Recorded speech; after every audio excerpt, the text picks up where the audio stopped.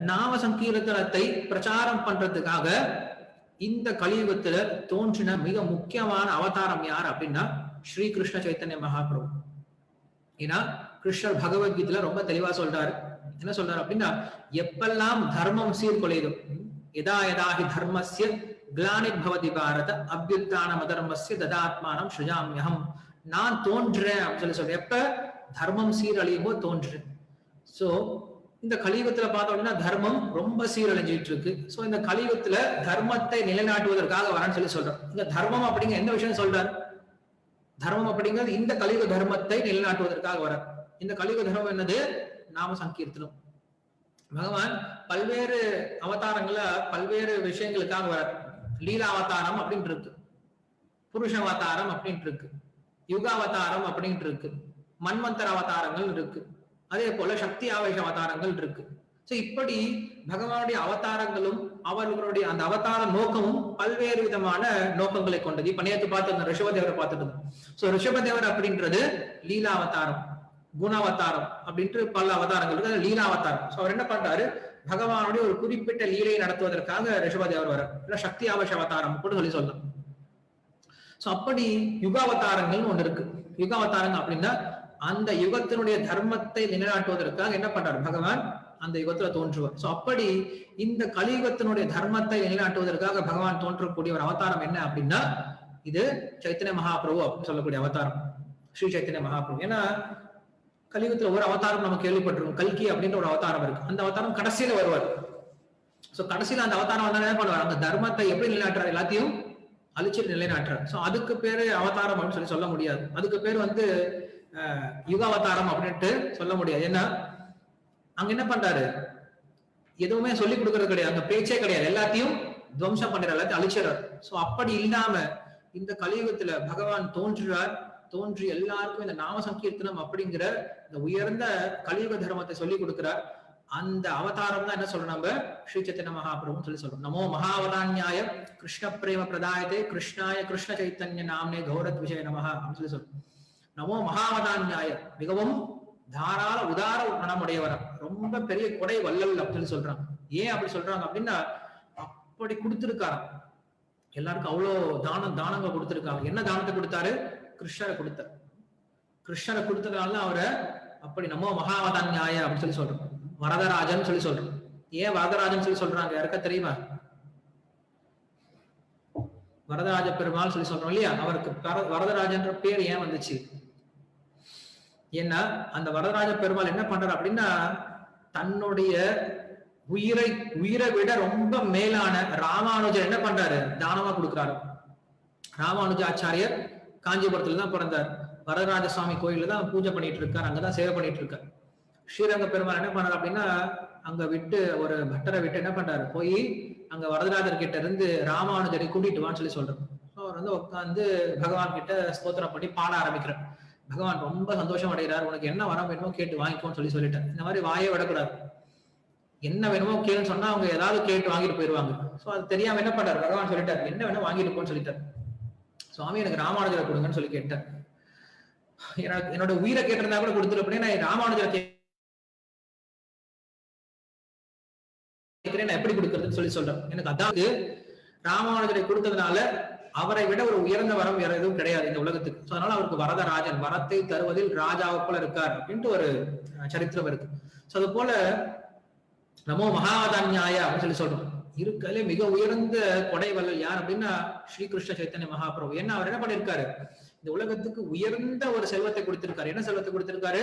நாம சங்கீர்த்தனம் அப்படின்ற செல்வத்தை கொடுத்திருக்காரு. ஏன்னா இந்த நாம சங்கீர்த்தனம் என்ன பண்ணுது அப்படின்னா ஒருத்தனுக்கு நான் சொன்ன மாதிரி ஆரம்பத்துல இருந்து அவன் செய்யக்கூடிய எல்லா விதமான காரியத்தில் இருந்து அவனை தூய்மைப்படுத்தி, அந்த காரியத்தையும் தூய்மைப்படுத்தி, அவன் இதயத்தை தூய்மைப்படுத்தி, அவனுக்கு என்ன வரம் வேணுமோ அந்த வரத்தையும் கொடுத்து கடைசியில கிருஷ்ணரையும் பெற்றுக் கொடுக்குது. சோ இப்படி கிருஷ்ணர் வரைக்கும் அவன் ஆரம்பிச்ச காரியத்திலிருந்து கிருஷ்ணர் வரைக்கும் ஒருத்தனுக்கு கொடுக்கறதுனால அதை விட உயர்ந்த வரம் என்ன கொடுக்க முடியும் ஒருத்தனுக்கு?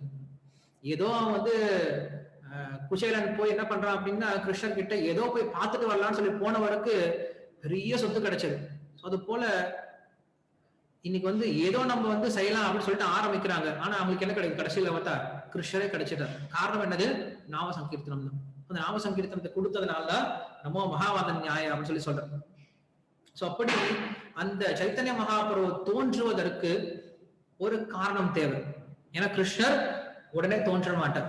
கிருஷ்ணர் எப்படி தோன்றுவார் அப்படின்னா ஒரு பக்தரை முன்வைத்து என்ன பண்ணுவார், தோன்றுவார். பக்தருக்காக தான் தோன்றுவார்.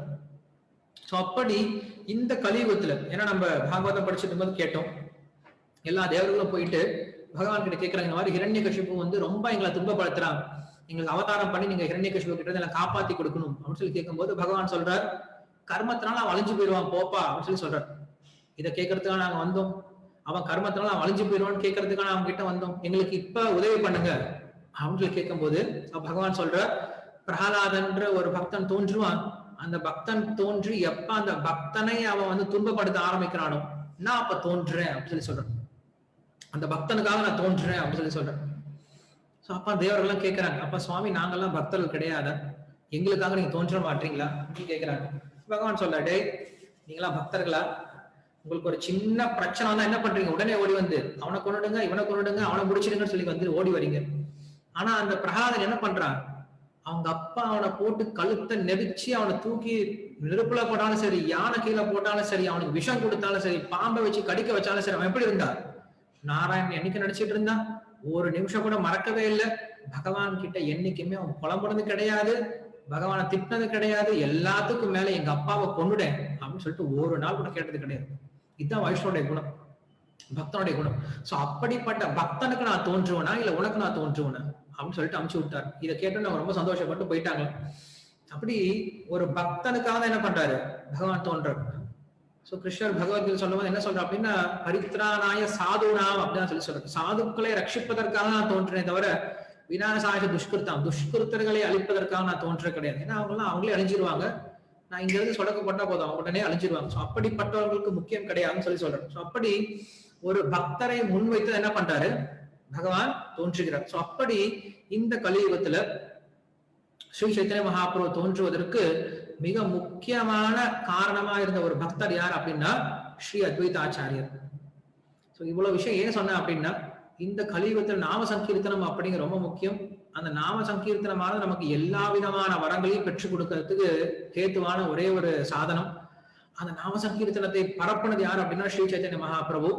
அந்த ஸ்ரீ சைத்தன்ய மகாபிரபு நம்மளுக்கு கிடைக்கிறதுக்கு மிக முக்கியமான காரணமா இருந்தது யார் அப்படின்னா ஸ்ரீ அத்வைத ஆச்சாரியர். சோ அதனால இன்னைக்கு அந்த அத்வைத ஆச்சாரியுடைய தோன்றினார். அவர் இல்லை அப்படின்னா நம்மளுக்கு சைத்தன்ய மகாபிரபு கிடைச்சிருக்க மாட்டார்.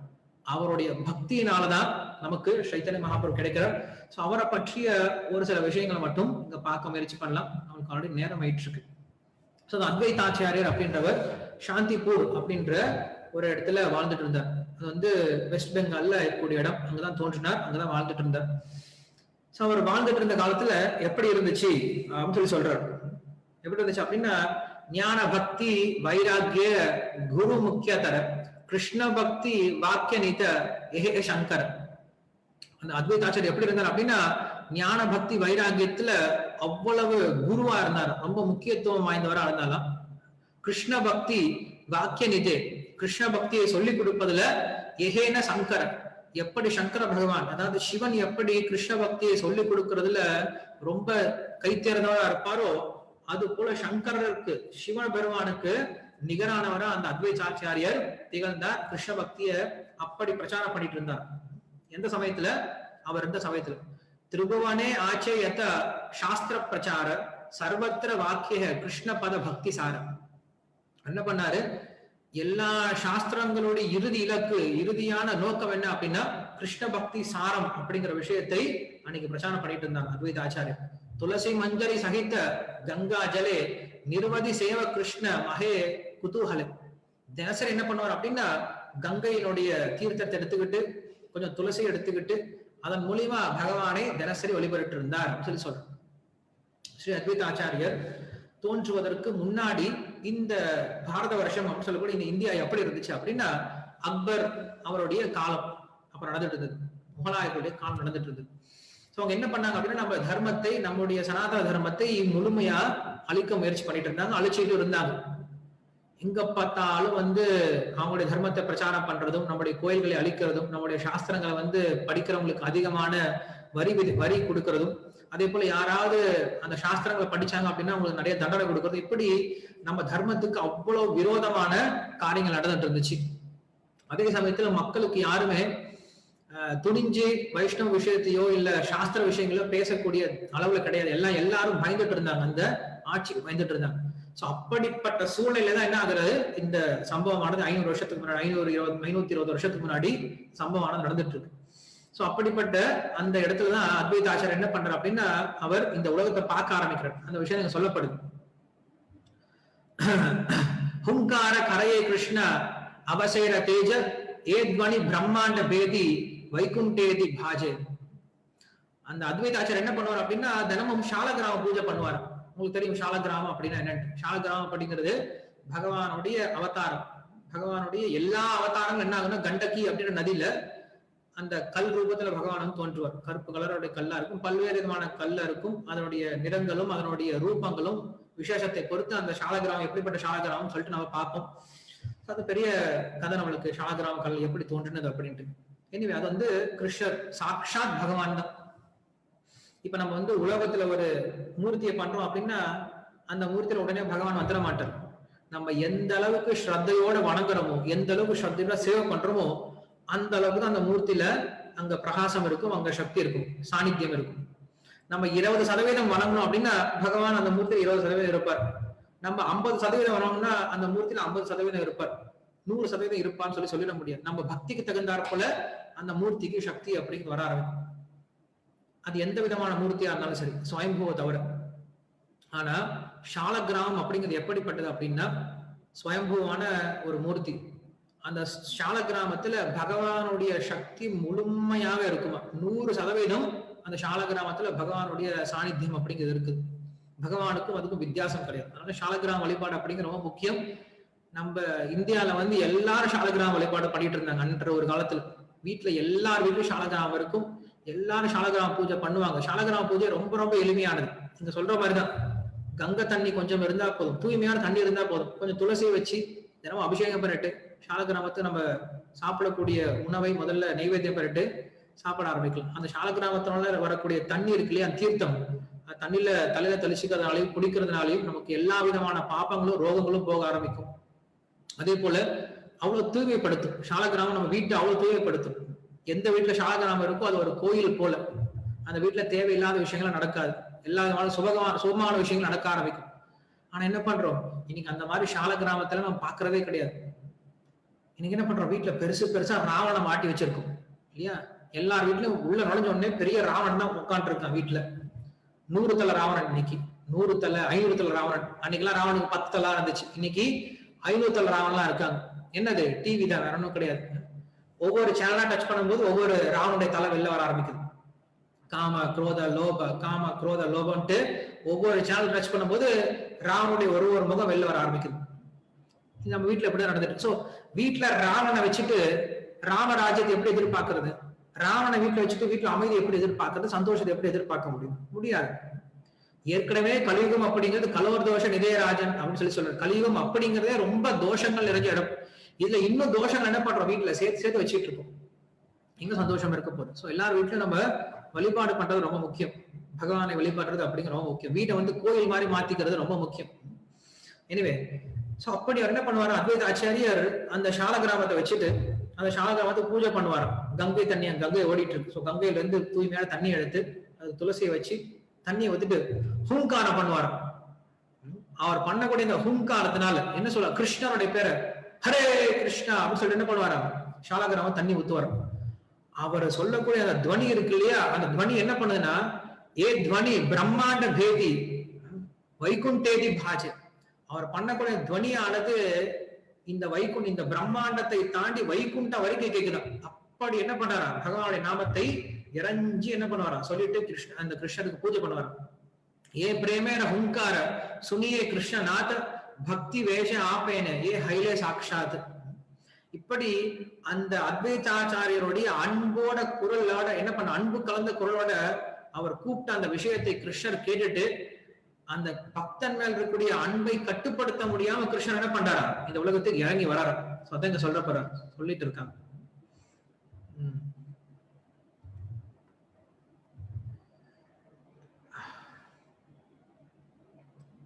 ஓகே. சோ அந்த ஊர்ல எப்படி இருந்துச்சு, சூழ்நிலை எப்படி இருந்துச்சு அப்படின்னா, மக்கள் எல்லாரும் என்ன பண்ணிட்டு இருந்தாங்க அப்படின்னா, கொஞ்சம் கூட பக்தி விஷயங்கள்ல ஆர்வம் இல்லாம, கிருஷ்ணநாம பக்தி சூன்ய சகலே சம்சார பிரதம கலித்தே ஹைலே பவிஷ்ய ஆச்சாரம். என்ன பண்ணாங்க, கிருஷ்ணரும் ராமரும் இந்த உலகத்துல இருந்து எப்ப கிளம்பி போனாங்களோ அப்ப என்ன ஆயிடுச்சு, மக்கள் எல்லாரும் பக்தி விஷயத்தை மறந்து போயிட்டு, பக்தி அப்படிங்கிற சூன்யம் ஆயிட்டு, எல்லாம் புலனகுறிச்சி செயல்கள்ல எல்லாம் இந்த சடங்கு பண்றது, அந்த சடங்கு பண்றது, இந்த பூஜை பண்றது, காளி பூஜை பண்றது, இல்லைன்னா நாக பூஜை பண்றது, இப்படியே பண்ணிட்டு இருந்தாங்க. அப்புறம் கல்யாணம் பண்றது, மக்களுக்கு இதே வேலைதான். ஒண்ணு கல்யாணம் பண்றது, சாப்பிடுறது, கல்யாணம் பண்றது, சாப்பிடுறது, காது குத்துறது, இதே கல்யாணத்தை சுத்தி தான் வாழ்க்கை ஃபுல்லா போயிட்டு இருக்கு. இதேதான் போயிட்டு இருந்துச்சா. சோ இப்படி என்ன பண்ணாங்க அவங்க, இப்படி யார் இருந்தாங்க, சாதாரண மக்கள் இருந்தா கூட பரவாயில்ல, பட்டாச்சாரிகள் சொல்லக்கூடிய அவங்க, சக்கரவர்த்திகள், மிஸ்ரர்கள், நீங்க சொல்லிட்டு இருக்கோம் சதுர்வேதி, திவேதி, சதுர்வேதி அப்படின்னு சொல்லிட்டு திரிவேதின்னு சொல்லிட்டு இருக்கோம், வாஜபேய அப்படின்னு சொல்றோம். சோ இவங்க எல்லாம் யாரு அப்படின்னா, உண்மையில இவங்க எல்லாம் சாஸ்திரம் தெரிஞ்சவங்க தான். ஆனா இவங்க எல்லாம் இன்னைக்கு பார்த்தோம்னா ஒருத்தருக்கும் சாஸ்திரம் தெரிஞ்ச மாதிரி கிடையாது. வெறும் பேரு மட்டும், டைட்டில் மட்டும் தான் இருக்கு. அந்த டைட்டிலுக்கு தகுந்த மாதிரி யாரும் இருக்கிறது கிடையாது. இன்னைக்கு பிராமண குலத்திலே பிறந்தாலும் என்ன பண்றது கிடையாது, அந்த தர்மத்தை யாரும் செய்யறது கிடையாது, எந்த தர்மத்தையும் யாரும் செய்யறது கிடையாது. எல்லாரும் என்ன பண்றாங்க, அவங்களுடைய தர்மத்தை விட்டுட்டு, பகவத் நாமத்தை விட்டுட்டு என்ன பண்றாங்க அப்படின்னா, எல்லாரும் பக்தி சேவை விட்டு வெறுமனே புலனை எப்படி அனுபவிக்கிறது, புலனை எப்படி அனுபவிக்கிறது, இந்த விஷயத்த யோசிச்சுட்டு இருந்தாங்களே எப்ப, 520 வருஷத்துக்கு முன்னாடி. அப்ப இன்னும் நல்லாவே இருந்திருக்கும். இப்ப சொல்ல போனோம் அப்படின்னா இன்னும் மோசமாயிட்டு இருக்கு. அப்ப அந்த அளவுக்கு கொஞ்சமா தர்மம் இருந்துட்டு இருந்துச்சு. சோ அப்படிப்பட்ட சூழ்நிலையில இந்த சகலே சம்சார மத்தே விவகார ரசே கிருஷ்ண பூஜை கிருஷ்ண பக்தி கோரே நாகி வாசே, இப்படி எல்லா மக்களும் என்ன பண்ணிட்டு இருந்தாங்க அப்படின்னா, அந்த பகவானுடைய விஷயங்கள் எல்லாத்தையும் மறந்து போயிட்டு வெறுமனே புலனுகர்ச்சி அப்படின்ற ஒரே ஒரு விஷயத்துல மட்டும் ஈடுபட்டு இருந்தாங்களாம். இந்த விஷயத்த பார்த்துட்டு இருந்த அந்த அத்வைத ஆச்சாரியாருக்கு ரொம்ப மன கஷ்டப்படுறாரு. சோ அதான் இங்க சொல்லிட்டு இருக்காங்க. சோ இப்படி யாருக்குமே அந்த கிருஷ்ண பக்தி இல்லாதனால அந்த அத்வைத ஆச்சாரியார் போன்ற ஒரு சில பக்தர்கள் என்ன பண்றாங்க அப்படின்னா, யோசிக்க ஆரம்பிக்கிறாங்க. நிரவதி நித்திய கீத வாத்திய கோலோகல ந சூன்ய கிருஷ்ணர நாம பரமே மங்களம். எல்லா விதத்திலையும் மங்களத்தை கொடுக்கக்கூடிய அந்த கிருஷ்ண நாமத்தை யாரும் சொல்றது கிடையாது. கிருஷ்ண நாமத்தை சொல்லும் போது கண்ணன் யாரும் தண்ணி வர்றது கிடையாது, யாரும் கோலாகலமா எந்திரிச்சு குதிக்கிறது கிடையாது. பகவானுடைய நாமம் சொல்லும் போது யாரும் இறங்கி அந்த பகவானுடைய நாம திருப்பி யாரும் சொல்றது கிடையாது. இப்படி எல்லாத்துலயும் மறந்து போயிட்டு இருக்கிறதுனால கிருஷ்ண சூன்ய மங்களே தேவேர நகி சுக்க விசேஷ அத்வைத்த மனே பாயே படே துக்க.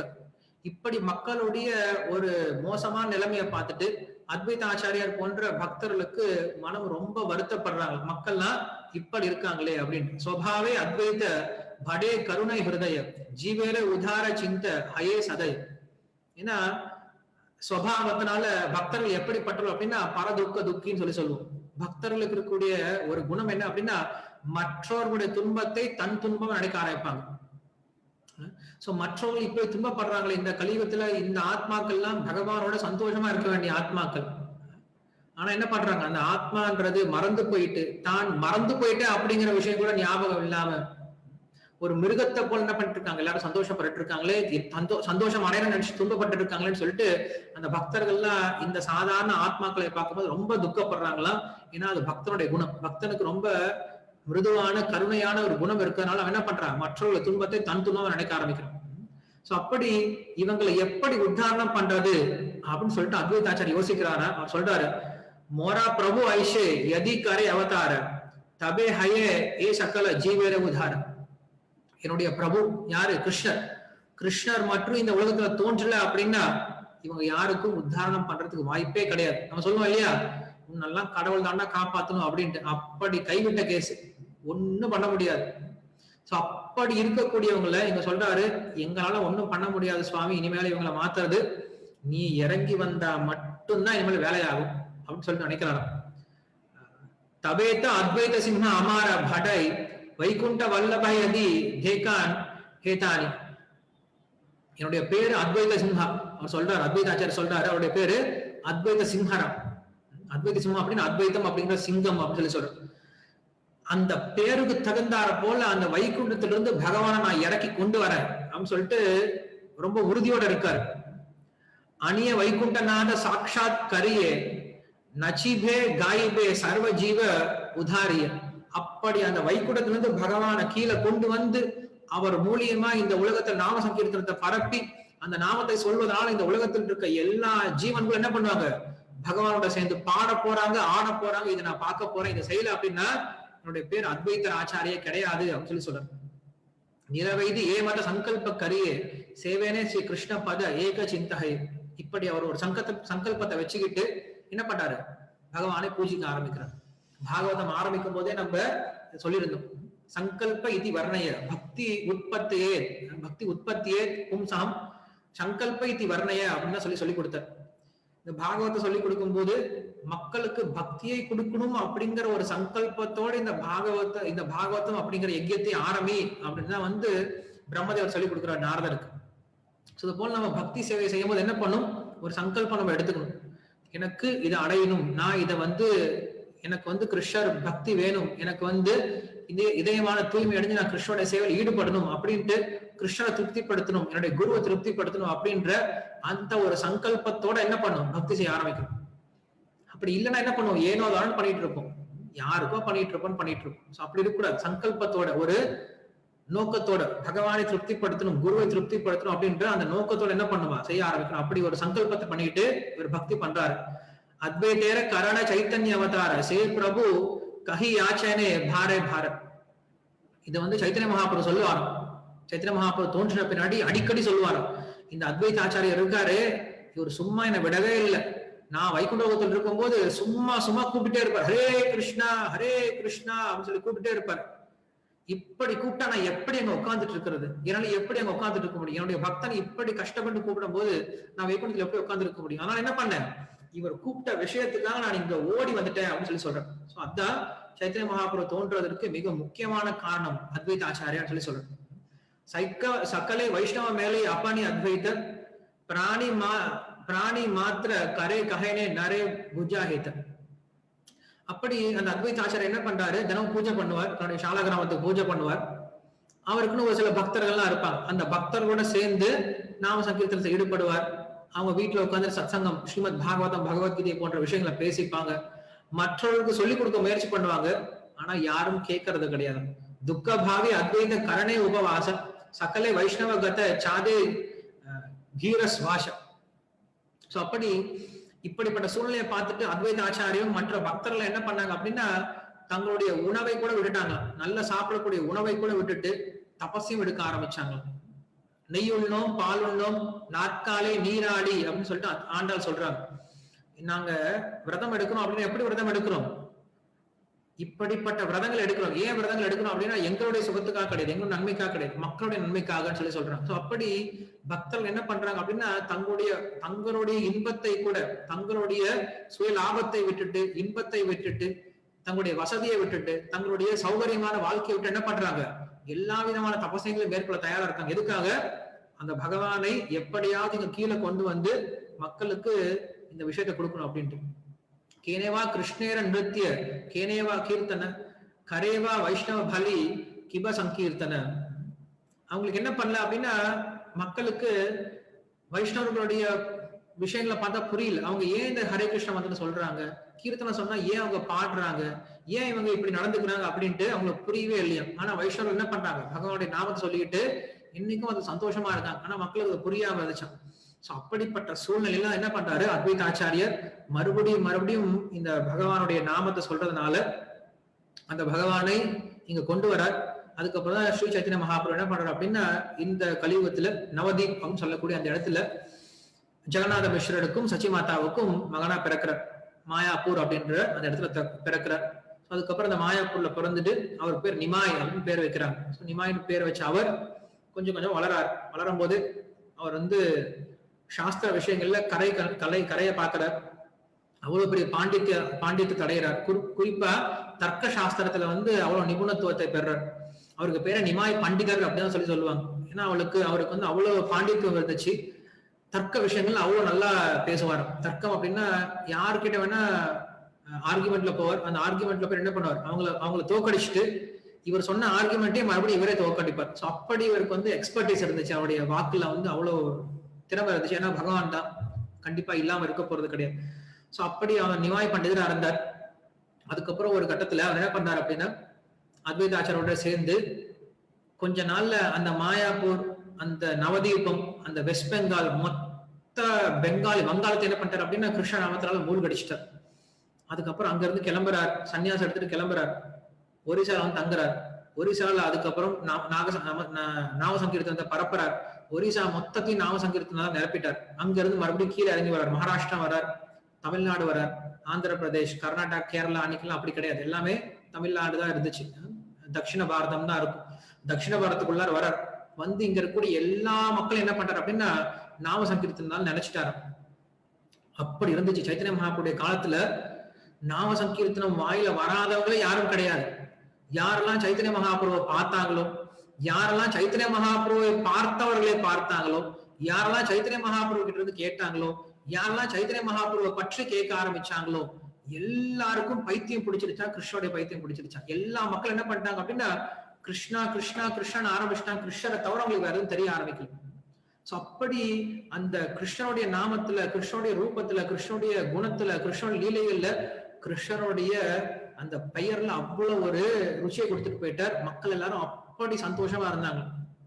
சோ அப்படி அந்த சைத்தன்ய மகாபுருடைய லீலையானது சைத்தன்ய சரிதாமிர்தம் அப்படிங்கிற கிரந்தத்துல நம்மளுக்கு கிருஷ்ணதாஸ் கவிராஜ் கோஸ்வாமி அப்படின்னு என்ன பண்ணிருக்காருன்னா அன்னைக்கு உட்காந்து ரெக்கார்ட் பண்ணி கொடுத்திருக்காரு. இதெல்லாம் வந்து ஏதோ புராண புருஷர்கள் அப்படிங்கிறது கிடையாது. இப்ப வந்து ராமர், கிருஷ்ணர் எல்லாம் வந்தாங்க அப்படின்னா அவங்கள புராண புருஷர்கள், எங்கேயோ எப்பயோ தோன்றுனாங்க. நம்ம சரித்திரத்தை என்ன பண்றோம், புராணத்துல இருந்து கேட்டு தெரிஞ்சுக்க முடியும். ஆனா நம்ம பார்க்கல. ஆனா ஸ்ரீ சைத்தன்ய மகாபுரு அப்படின்றவர் நேரடியா பார்த்தவங்க யாரு, அந்த அந்த இதிகாசம். இந்த காலத்துல இவங்கெல்லாம் சரித்திர புருஷர்கள் அப்படின்னு சொல்லுவோம். சரித்திரம் அப்படின்னா ஹிஸ்டரி. சோ அவங்க சரித்திரத்தை பார்த்து என்ன பண்ணிருக்காங்க, எழுதியிருக்காங்க. சோ அப்படி எழுதப்பட்ட ஒரு கிரந்தம் தான் என்னது, சைத்தன்ய சரிதாமிர்தம் அப்படிங்கிறது. சோ சைத்தன்ய மகாபுருடைய முழு விஷயங்களையும் அந்த சைத்தன்ய சரிதாமிர்தம் அப்படின்ற கிரந்தத்துல கிருஷ்ணதாஸ் கவிராஜ கோஸ்வாமி அப்படின்ற அந்த ஆச்சாரியர் வந்து நம்மளுக்கு எழுதி கொடுத்திருக்கார். அந்த சைத்தன்ய சரிதாமிர்தம் அப்படிங்கிறது நம்ம ஸ்ரீல பிரபுபாதால மொழிபெயர்க்கப்பட்டு அந்த விஷயம் நம்மளுக்கு விநியோகிக்கப்பட்டிருக்கு. ஈவன் வந்து பாகவத்தை கொடுக்கறதுக்கு முன்னாடியே என்ன பண்ணிருக்காரு ஸ்ரீல பிரபுபாத், இந்த சைத்தன்ய சரிதாமிர்தம் தான் மொழிபெயர்ப்பு பண்ணி கொடுத்திருக்காரு. ஏன்னா பாகவத தர்மத்தை சைத்தன்ய மகாபுரு இன்னும் அதிகமா வந்து என்ன பண்ணிருக்காரு அப்படின்னா சொல்லி கொடுத்திருக்காரு. நம்ம சைத்தன்ய மகாபுருடைய அவதாரத்தை பத்தி பார்க்கும்போது நம்ம ஒரு ஸ்லோகம் சொல்லியிருக்கோம். கிருஷ்ணவர்ணம் துஷா கிருஷ்ணம் சாங்கோபாங்கஸ்திர பார்ஷதம் யஜ்ஞே சங்கீர்த்தன பிராயி யஜந்தி சுமேதசா அப்படிங்கிறது ஸ்ரீமத் பாகவத நிலைப்பாடு ஸ்ரீமத் சைத்தன்ய மகாபுரு பத்தி. நிமி அப்படின்ற ராஜாவுக்கு அங்க சொல்லக்கூடிய அந்த நவயோகேந்திரர்கள்ல ஒரு ரிஷி சொல்றார், இந்த கலியுகத்துல கிருஷ்ணர் தன்னுடைய வண்ணத்துல வராம வேற ஒரு ரூபத்துல வருவார். அவர் எப்படி வருவார் அப்படின்னா சாங்க உப அங்கஸ்த பார்ஷதம் அப்படின்னு சொல்லி சொல்றார். தன்னுடைய சகாக்களோடையும் தன்னுடைய அங்கங்களோடையும் தன்னுடைய பார்ஷதங்கள் தன்னுடைய ஆயுதங்களோட என்ன பண்ணுவாரா கிருஷ்ணர் கீழே இறங்கி வருவார். கிருஷ்ணர் தனியா வர மாட்டார். ஒரு ராஜா எங்க வெளில போறார் அப்படின்னா உடை சூழதான் வருவார். தன்னுடைய எல்லா படைகளையும் கூட்டிட்டு தான் வருவார், தனியா போக மாட்டார். அது போல கிருஷ்ணன் வரும்போது எல்லா படைகளையும் கூட்டிட்டு வருவார்.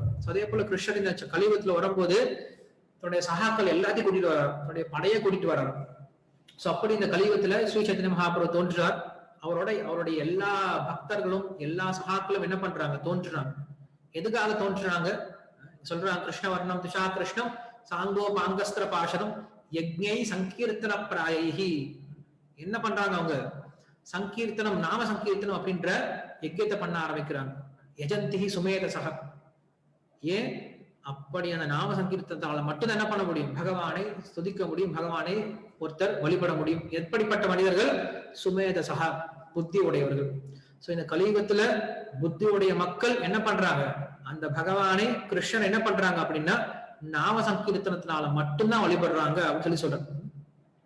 துவாபயேர் ஜனைர் விஷ்ணுஹு பஞ்சராத்திரைஸ்து கேவலைஹி கலவுத்து நாம மாத்திரேன பூஜ்யத்தே பகவான் ஹரிஹி அப்படின்னு நம்மளுக்கு உபனிஷத் வாக்கியங்கள் சொல்லுது. இந்த கலியுகத்துல மக்கள் எப்படி பகவானை வழிபட முடியும் அப்படின்னா நாம சங்கீர்த்தனம் அப்படிங்கிற ஒரு விஷயம் மட்டும் என்ன பண்ண முடியும்னா பகவானை திருப்தி கொடுக்கும். நாம சங்கீர்த்தனால மட்டும்தான் பகவான் வழிபட முடியும். சோ அதனால இந்த நாம சங்கீர்த்தனத்துக்கு அவ்வளவு முக்கியத்துவம் கொடுத்திருக்காங்க. யாரு, ஆழ்வார்கள்ல இருந்து ஆச்சாரியர்கள் இருந்து தாசர்கள்ல இருந்து பக்தர்கள் வரைக்கும் எல்லாரும் கொடுத்த விஷயம் இதுதான். சோ நம்மளுக்கு ரெண்டு விஷயம் முக்கியம். ஒண்ணு, மூன்று விஷயம் நமக்கு முக்கியம். சாது, குரு, சாது, சாஸ்திரம் அப்படிங்கிற மூன்று விஷயம் முக்கியம். சோ இதுல குரு சாது ரெண்டு பேரும் பக்தர்கள் தான். ரெண்டு பேரும் நம்மளுடைய பரம்பரை தான் சொல்லி சொல்றோம், சம்பிரதாயம் சொல்லி சொல்றோம். சாஸ்திரம் அப்படிங்கிறது வேதங்கள். சோ இது ரெண்டும் தான் ரெண்டு தண்டவாளம் போல. இந்த ரெண்டு தண்டவாளத்து மேலதான் நம்மளுடைய சனாதன தர்மமே ஆதாரப்பட்டிருக்கு. என்னது? ஒன்று சாஸ்திரம், இன்னொன்று சம்பிரதாயம். சாஸ்திரம் அப்படிங்கிறது வேத இதிகாச புராணங்கள். சம்பிரதாயம் அப்படிங்கிறது வைஷ்ணவ சம்பிரதாயம். அதுல பக்தர்கள் வந்துருவாங்க, குரு வந்துருவாங்க. சோ இப்படி சம்பிரதாயத்தாலையும் சாஸ்திரத்தினாலையும் தான் நம்மளுடைய பக்தி வாழ்க்கையா இருந்தாலும் சரி, நம்மளுடைய சனாதன தர்மம் அதுலதான் போயிட்டு இருக்கு, அந்த தண்டவாளத்துல தான் போயிட்டு இருக்கு. அதனால நம்ம இது ரெண்டையும் பார்க்கணும், சாஸ்திரத்தையும் பார்க்கணும். சாஸ்திரத்தை பார்த்துட்டு அதை நம்ம சம்பிரதாயத்துல எப்படி சொல்லி கொடுத்துருக்காங்க, நம்ம சம்பிரதாயத்துல எப்படி கடைபிடிக்கிறது, அந்த விஷயத்த என்ன பண்ணும் ஒருத்தர் தெரிஞ்சுக்க முயற்சி பண்ணும். அதனாலதான் இது ரெண்டும் நம்மளுக்கு ரொம்ப முக்கியம். அப்படி இந்த சைத்தன்ய மகாபிரபுவோடைய அவதாரமானது பாகவத்துல சொல்லப்பட்டிருக்கு. அவர் என்ன பண்றாரு, இந்த கலியுகத்துல வந்து நாம சங்கீர்த்தனை சொல்லி கொடுத்தார் அப்படின்னு சொல்லி சொல்றாரு. ஆண்டாலும் அதான் சொல்லி கொடுக்குறாங்க. வாயினால் பாடி மனத்தினால் சிந்திக்க தூமலர் தூவித்துவதுன்னு சொல்லி சொல்றாரு. கிருஷ்ணர் அதான் பகவத்கீதை சொல்றார். சததம் கீர்த்தயந்தோமாம் எதன் தஷ திடபிரதாக அப்படின்னு சொல்லி சொல்றாரு. சோ எல்லாரும் சொல்லக்கூடிய விஷயம் இந்த நாம சங்கீர்த்தனம் தான். பாகவதம் முழுமையா கேட்டுட்டு கடைசியில் நம்ம என்ன சொல்ல போறோம், நாம சங்கீர்த்தனம் எச சர்வ பாப விநாசனம் பிரணாமோ துக்க சமனஹாசம் தம் நமாமி ஹரிம் பரம் அப்படின்ட்டு கடைசியா சுகதேவ கோசாமி சொல்லிக் கொடுக்கக்கூடிய விஷயமும் இந்த நாம சங்கீர்த்தனம் தான். அதனால இந்த நாம சங்கீர்த்தனத்துக்கு அவ்வளவு முக்கியத்துவம் இருக்கு. அந்த நாம சங்கீர்த்தனத்தை பரப்புவதற்காக, அந்த விஷயத்தை பிரச்சாரம் பண்ணுவதற்காக, அந்த தர்மத்தை நிலைநாட்டுவதற்காக சைத்தன்ய மகாபிரபு வரார். அந்த சைத்தன்ய மகாபிரபு வரத்துக்கு மிக முக்கியமான காரணமா இருந்தவர் அத்வைதாச்சாரியர். பஞ்சதத்வாத்மகம் கிருஷ்ணம் பக்த ரூப ஸ்வரூபகம் பக்தாவதாரம் பக்தாக்கியம் நமாமி பக்த சக்திகம் அப்படின்னு சொல்லி சொல்லுவாங்க. இந்த கௌடி சம்பிரதாயத்துல 5 முக்கியமான அவதாரங்கள் இந்த கலியுகத்துல நடந்திருக்கு. பஞ்சதத்வ அப்படின்னு சொல்லி சொல்லுவோம். நம்ம இந்த மந்திரம் சொல்லுவோம், பஞ்சதத்துவ மந்திரம் சொல்லுவோம். ஜெய் ஸ்ரீ கிருஷ்ண சைத்தன்ய பிரபு நித்யானந்த ஸ்ரீ அத்வைத கதாதர ஸ்ரீவாசாதி கௌரபக்த விருந்தம் சொல்லி சொல்லுவோம். இவங்க 5 தத்துவங்களை குறிக்கக்கூடியவர். என்னது? கிருஷ்ண சைத்தன்ய மகாபிரபு, அதுக்கப்புறம் நித்யானந்த பிரபு, அதுக்கப்புறம் அத்வைத ஆச்சாரியர், அதுக்கப்புறம் கதாதர பண்டிதர், அதுக்கப்புறம் ஸ்ரீவாஸ் டாக்கூர். இவங்க 5 பேரும் 5 முக்கியமான தத்துவங்களை நமக்கு வந்து சொல்லிக் கொடுக்க வந்திருக்காங்க. இவங்க 5 பேர் தான் என்ன பண்றோம், நம்ம முக்கியமான பிரதானமா வச்சு வழிபட ஆரம்பிக்கும். இந்த ஸ்லோகம் சொல்லுது பஞ்ச தத்வாத்மகம் கிருஷ்ணம். கிருஷ்ணர் என்ன பண்றாரு, 5 தத்துவமா இங்க கீழே இறங்கி வராரு. பஞ்ச தத்வாத்மகம் கிருஷ்ணம் பக்த ரூப ஸ்வரூபகம். பக்த ரூப அப்படின்னா பக்தனுடைய ரூபத்துல முதல்ல வரக்கூடியவர் யாரு? ஸ்ரீ சைத்தன்ய மகாபிரபு. அவர் பக்த ரூபத்துல தான் வந்தார். என்னைக்கு தன்னை பகவான் சொல்லிக்கிட்டது கிடையாது. பக்தன் தான் சொல்லிப்பார், கிருஷ்ண பக்தன் தான் சொல்லிப்பார். ஏன்னா கிருஷ்ண பக்தன் எப்படி இருக்கணும் அப்படிங்கிற விஷயத்த நமக்கு சொல்லி கொடுத்ததுனால அவர் பக்தர். அதுக்காக அவர் வர கிருஷ்ண பக்தன்னா எப்படி இருக்கணும், ஒருத்தன் கிருஷ்ண பக்தி எப்படி பண்ணணும் அப்படிங்கிற விஷயத்த சொல்லி கொடுக்கிறார். பக்த ரூப ஸ்வரூபகம். ஸ்வரூபகம் அப்படின்னா அவருடைய உடனடி விரிவங்கம். யாரு? பலராமர். அவர் யாருன்னா நித்யானந்த பிரபு. சோ சைத்தன்ய மகாபிரபு நித்யானந்த பிரபுன்னு சொல்லி சொல்றோம். இவங்க 2 பேர் இருக்காங்க. ஜெய் ஸ்ரீ கிருஷ்ண சைத்தன்ய பிரபு நித்யானந்த ஸ்ரீ அத்வைத. அத்வைத அப்படின்றவர் தான் அத்வைத ஆச்சாரியர். இவர் யார் அப்படின்னா பக்த ரூப ஸ்வரூபகம் பக்தாவதாரம். இவர் தான் பக்த அவதாரம் அப்படின்னு சொல்லி சொல்றோம். இவர் யாரு அப்படின்னு சொல்லி சொல்லும் போது இவர் அந்த பகவானுடைய அம்சமா இருக்கக்கூடியவர் அப்படின்னு சொல்லி சொல்றோம். பகவானுடைய அம்சமான சங்கரர் அப்படின்னு சொல்லி சொல்லலாம், இல்ல விஷ்ணு அப்படின்னு சொல்லி சொல்றோம். இவங்க 2 பேருடைய அம்சமா தோன்றினவர் தான் அத்வைத ஆச்சாரியர் அப்படின்னு சொல்லி சொல்றோம். சோ பகவானுக்கும் அவருக்கு வித்தியாசம் கிடையாது. அத்வைத ஆச்சாரியர் அவர் என்ன பண்றாரு, அந்த பக்தனுடைய பக்தனா எப்படி இருக்கணும் அப்படிங்கிற விஷயத்தை நம்ம சொல்லி கொடுக்கிறாரு. அதுதான் பக்த ரூப ஸ்வரூபகம் பக்தாவதாரம் பக்தாக்கியம். பக்தாக்கியம் அப்படிங்கிறது கதாதர பண்டிதர். பக்த சக்திகம் பக்தாக்கியம் பக்த சக்திகம் அப்படின்னா கடைசியில வருது ஸ்ரீவாஸ் டாக்கூர். சோ இப்படி 5 பஞ்சதத்துவங்கள் முக்கியம். முதல்ல வர்றது சைத்தன்ய மகாபிரபு. இவர்தான் மகாபிரபு அப்படின்னு சொல்லி சொல்றோம். சைத்தன்ய மகாபிரபு. அவரு கீழே 2 பிரபு இருக்காங்க. அந்த சைத்தன்ய மகாபிரபுடைய சேவகர்கள் 2 பேர் இருக்காங்க. யாரு? நித்யானந்த பிரபு, அத்வைத பிரபு, அத்வைத ஆச்சாரியர்னு சொல்லக்கூடிய அந்த பிரபு. இவங்க 2 பேரும் பிரபுக்கள். ஆனா மகாபிரபு அப்படிங்கிறது சைத்தன்ய மகாபிரபு. அவங்களுக்கு கீழே இருக்கக்கூடிய 2 பேர் யாரு? நித்யானந்த பிரபு, அத்வைத ஆச்சாரியர் சொல்ல 2 பேர். இவங்க 2 பேரும் என்ன பண்ணுவாங்க, சைத்தன்ய மகாபிரபுக்கு சேவை பண்ணுவாங்க, அவங்கள வழிபட ஆரம்பிப்பாங்க. அடுத்து வரக்கூடிய யாரு? கதாதர பண்டிதர். கதாதர பண்டிதர் யார் அப்படின்னா ராதாரானுடைய விரிவங்கம், பகவானுடைய சக்தி அப்படின்னு சொல்லி சொல்றோம். பகவானுடைய சக்தியுடைய விரிவங்கம். சோ இவர் என்ன பண்ணுவார் அப்படின்னா இவங்க 3 பேரையும் வழிபடுவாரு. அதுக்கு அடுத்து வரக்கூடியது யார் அப்படின்னா ஸ்ரீனிவாஸ் டாக்கூர். ஸ்ரீனிவாஸ் டாக்கூர் யார் அப்படின்னா நாரத பகவானுடைய அவதாரம். இவர் வந்து ஜீவாத்மாவை குறிக்கக்கூடியவர். ஒன்று சாக்ஷாத் பகவான், இரண்டாவது பகவானுடைய உடனடி விரிவங்கம், மூன்றாவது பகவானுடைய விரிவங்கம், நான்காவது பகவானுடைய சக்தி, ஐந்தாவது பகவானுடைய ஜீவசக்தி. இந்த 5 பேர் தான் 5 பஞ்ச தத்துவங்கள் அப்படின்னு சொல்றோம். இதுல 3 விஷ்ணு தத்துவங்கள். முதல்ல வரக்கூடிய 3 பேர் சைத்தன்ய மகாபிரபு, நித்யானந்த பிரபு, அத்வைத ஆச்சாரியர், இவங்க 3 பேர் விஷ்ணு தத்துவங்கள். அடுத்து வரக்கூடிய கதாதர பண்டிதர் அப்படின்றவர் வந்து சக்தி தத்துவம். ஐந்தாவது வரக்கூடிய ஸ்ரீவாஸ் டாக்கூர் அப்படின்றவர் வந்து ஜீவ தத்துவம். அதனால என்ன சொல்றோம், ஸ்ரீவாசாதி கௌரவ பக்த விருந்தம் சொல்லி சொல்றோம். சைத்தன்ய மகாபிரபுவை நித்யானந்த பிரபு அத்வைத ஆச்சாரியர் வணங்குறாரு, கதாதர பண்டிதர் இவங்க 3 பேரையும் வணங்குறாரு, ஸ்ரீவாஸ் டாக்கூர் மற்றும் எல்லா பக்தர்களும் எல்லா ஜீவாத்மாக்களும் இவங்க 4 பேரையும் வழிபடுறாங்க. சோ இதுதான் வந்து கிரமம், அப்படிதான் கிரமம் போகுது. இதனால இந்த பஞ்ச தத்துவம் அப்படின்னு சொல்லி சொல்றோம். இந்த 5 முக்கியமான தத்துவங்கள். அதுல அத்வைத ஆச்சாரியர் அப்படின்றவர் இந்த சைத்தன்ய மகாபிரபு தோன்றுவதற்கு மிக முக்கியமான காரணமா இருந்திருக்கார். இது ஒரு விஷயம்.